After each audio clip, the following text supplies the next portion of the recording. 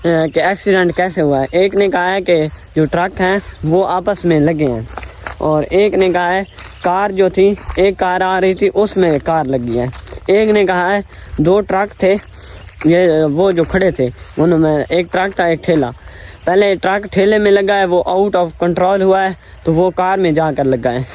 तो वो तो लोगों की बातें थी, वो मुझे लगता है मौके पर नहीं थे, इसलिए उनका इतना पता नहीं था, अंदाज़े लगा रहे थे।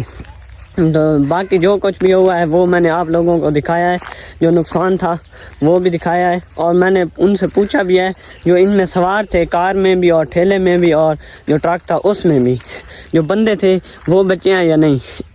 किसी ने कहा है कि कार में जो थे वो भी बच गए हैं, और ट्रक वाले को पता नहीं छोटी मोटी चोटें लगी हैं ना, ट्रक वालों को भी, कार वालों को भी और ठेले वालों को भी, वैसे बच गए हैं।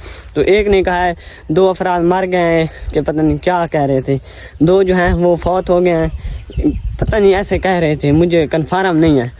बाकी मौके पर जो चीज़ें खड़ी थी, 3 चीज़ें थी वो मैंने आप लोगों को दिखाई हैं।